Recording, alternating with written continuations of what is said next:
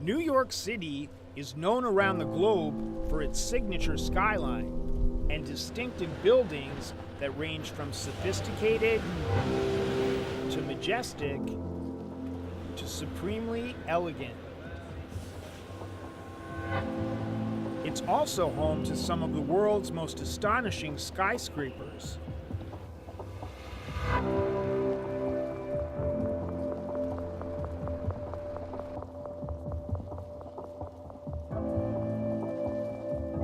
Ismael Leyva has been an architect in the city that never sleeps for over 40 years. Limitation high, sometimes you're limited by the height.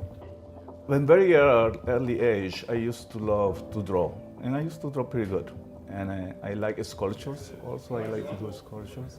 And I went for 1 year to the art school, and I discovered that it's a struggle for artists, you know, to become recognized and make a good living. So I found in architecture was a combination of the two. Among the buildings he and his firm have designed are the Icon in Midtown, the Eaves in Chelsea, 19 Park Place in Tribeca, and Place 57th near Sutton Place. He's also worked on the Time Warner Center at Columbus Circle. I'm originally from Veracruz, Mexico. I did all my studies from first grade to high school in Veracruz. Those years, the only school, architectural school, was in Jalapa. So I moved to live in Jalapa, which was 2 hours away from my town, from Veracruz. I studied for 5 years in Jalapa. My father was a barber. As you know, as a barber, you never are rich or you don't live a great life. You know, we were, you consider, not even middle class, we were poor, I would say, you know, some struggle. But my father, as being a barber, he has a lot of friends through his business. They used to come for him to either do the mustache or the hair. They were rich people, you know, people that were in very high positions, politicians. He used to cut the hair for one of the ex-presidents of Mexico and Veracruz. All his friends really were the same level, which are very high. So that was very important because my brother is a doctor and I'm an architect. And through those friends, he always tried to help us. He could not do it with money, or, you know, some people get $1 million to start a business. For him, you know, he gave us to go to school and to get some of the friends to help us.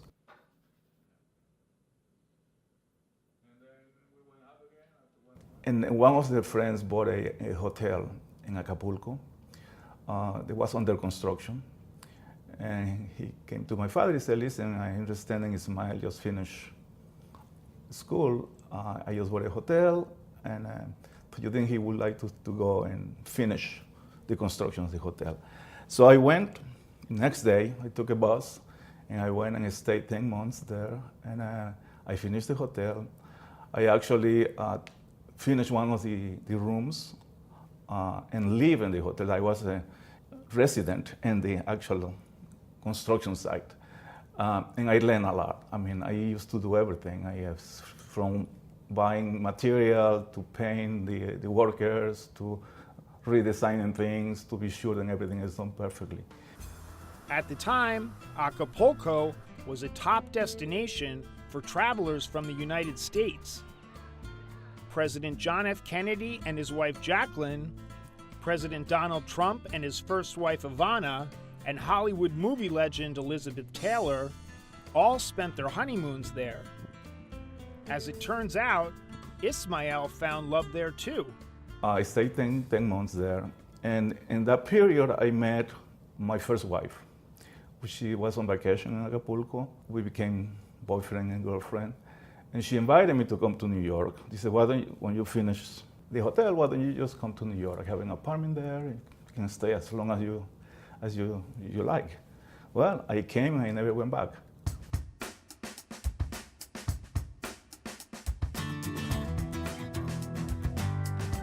Well, it was very difficult in the beginning. I came in '77, and New York City was coming out of a recession. And me, as an architect from Mexico, without any experience in America, I went to several interviews and I didn't get them. So finally, I saw in a newspaper an ad about a position in Hoboken, New Jersey, from an architect, Joseph Vitulo. I went to see him, and what he used to do is mostly renovations. In those days, Hoboken was really abandoned town, so the government used to give you a block of houses for $1 if you can show that you can actually, if you had the money to restore. I did that for another 10 months. I was with him, and he got to like my work. And one day he says to me, listen, I think you belong there. You belong in Manhattan. Let me see, let me call my friend. So he called a friend, and I came for an interview, and I got a job. And I stayed in that company for close to 15 years. I started as a draftsman. I escalated from draftsman to almost become a partner at the company. And things didn't work out when we were negotiating my partnership. In October 7, I started my business. What I did is I called a friend. They used to have an architect. They used to have an office. So I asked him if I could rent a corner with a desk, and I can use the secretary and the telephone number, for my business. He said yes. Talking to Ismael is like getting a lesson on how the architecture business operates. Often, it involves firms collaborating on a building together. The first building I did it with another architect, and I think the reason was also I didn't have a name at that point. Nobody knew me except for my client.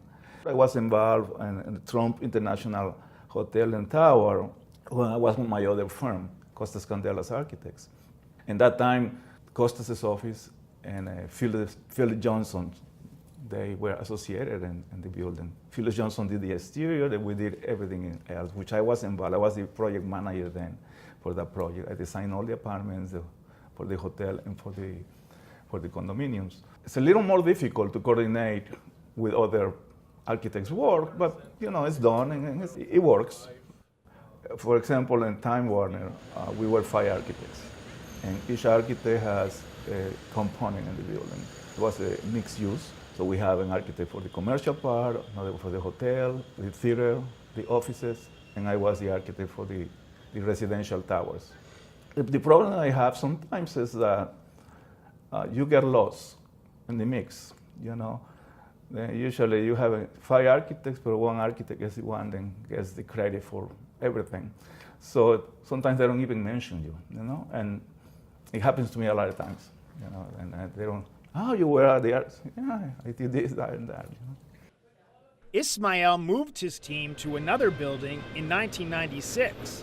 Soon after, they moved to their current location on West 37th Street in Midtown. And I've been here since 2000, and I got to the point where I got out of space, so I connected this floor with the floor below. These 2 floors, that's about 70 people. I have around 70 buildings in the tri-state area, New York, Manhattan, Brooklyn, Queens, some across the river in New Jersey. I love my work, and every project to me is unique, and it's also important. It's one in particular then, because the difficulty of construction and designing for the size of this site. The site was only 24 feet in width, and it's a 43-story high building. The Icon, which is in 8th Avenue and 48th Street. Designing a product that can be sold well, and the construction also aspect, it was difficult. Vistas del Parque is the first residential high-rise building in San Jose, Costa Rica. This was 11 floors. We were the first ones to design a high-rise building there, which was this. And then we have Paseo Colón, which is the tallest building in the country. It's a mixed-use building, has 9 floors of offices, and then from the 10th floor to the 30th, there are condominiums. I just opened this office in '96, and unfortunately my father died. He didn't get to see me grow as as a solo architect, with my business. My mother did. My mother came, as a picture of her there. She came in 2001, I believe. We took several pictures here, and I remember my mother's face. Yeah, she saw me going from Veracruz, being, having a pair of pants, and she has to press and dry for me to use it the next day because I don't have another one. To when she came here and saw what I accomplished, that was very special for her. She didn't say much, but I could see her face, that she was very proud, very, very proud. The most difficult part for me was to come to this country, and I was an architect in Mexico. When I got here, they don't recognize you as an architect. They recognize your studies, but they don't recognize your license as an architect. I had to work for 3 years under the supervision of a licensed architect to have the opportunity to take a test, which is a very difficult test. So you take a test, if you pass the test, then they give you the license. My fortune in the United States is that people appreciate your expertise. They didn't give me work here because I'm from wherever I am, or because I know somebody, because when I came here I didn't know anybody, nobody. But I think they saw what I could give to them in their business, and they appreciated it, and they gave me work, and it's how I grew and I got to where I got. So I'm very thankful, I'm a lucky person. Yes.